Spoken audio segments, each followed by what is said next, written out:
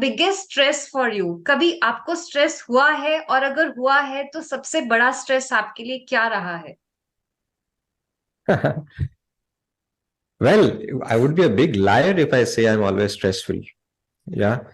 But fortunately, I've read a book which helped me to understand stress in a better way. Stress is not bad always. There is a book called The Spirit of Kaizen.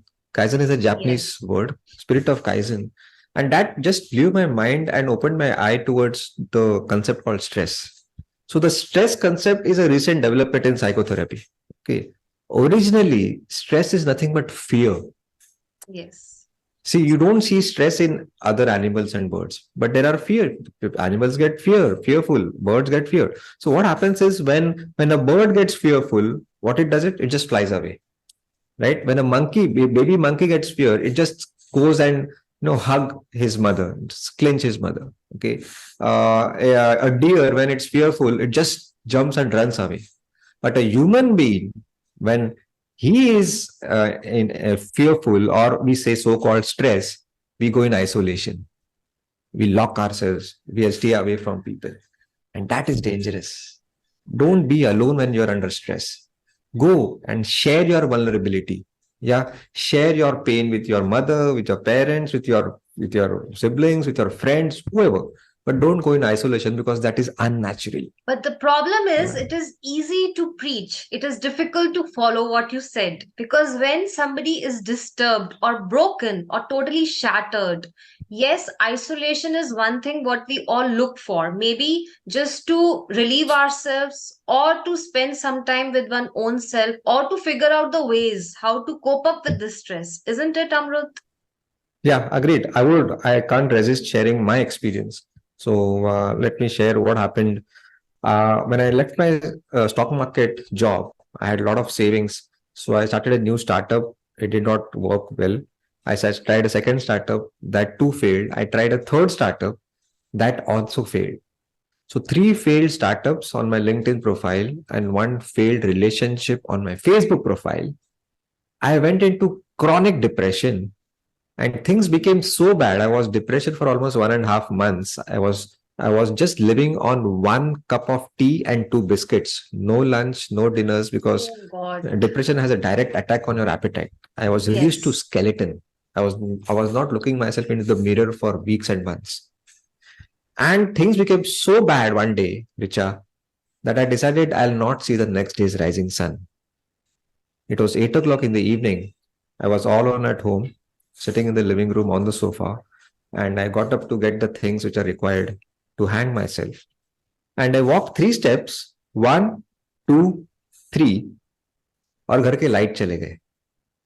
Oh. So it was difficult to find out things because you're not used to do it on everyday basis. So I walked back 3 steps again and sat on the same sofa, and I remembered the words of my elder brother. He always used to say that, Amrut, whenever you are stuck up with a question, what next? Read random. Either meet somebody, meet some friends, or read random. Right? I said, okay, I'm all alone at home. I don't feel like talking to anybody. Let me read the last book of my life. So I Oh picked up God. a book which was lying on the right side of the sofa and started reading. It was Krishna and Balram going through a forest. And Krishna says that, look, it's getting dark. So I'll go to sleep, but you keep a check on us. You keep a guard on us because it's a risky area. Once you get tired, we will switch the roles. So Balram says, okay. Krishna goes to sleep. Balram is walking, and a monster comes and yells at Balram. Balram gets scared, and that gives confidence to the monster, and monster grows bigger in size, and Balram shrinks in size. ऐसा करते करते वो और चिल्लाता है, बहुत डर जाता है Balram.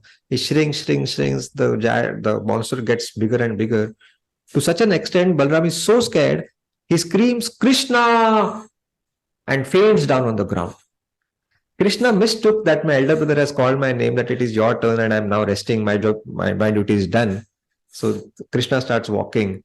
The same monster looks at a new face and yells, but this time Krishna calmly says, what do you want? Fearlessly. And something different happens this time. Krishna grows bigger and the monster shrinks in size. He again gives futile attempt. Krishna बोलते क्या चाहिए, भूख लगी क्या, बोलो ना क्या चाहिए, चिल्ला क्यों रहा है. और ऐसा करते करते he shrinks to a tiny nut size. Krishna आराम से takes him up and ties a knot to his dhoti and goes to sleep. The next morning, both the brothers resume the journey, and Balram shares his nightmare. And the huge giant had almost killed me. And Krishna says, wait, wait, wait, wait. Are you talking about him? He was going to kill you? And Balram says, yes, but how come he's so small? He was huge last night. And the epic message goes, you know well, Ved Vyas, the writer of the stories from Gita Mahabharat, he wanted to say, face what you must face. The monster was just a metaphor of the problems and challenges of our life.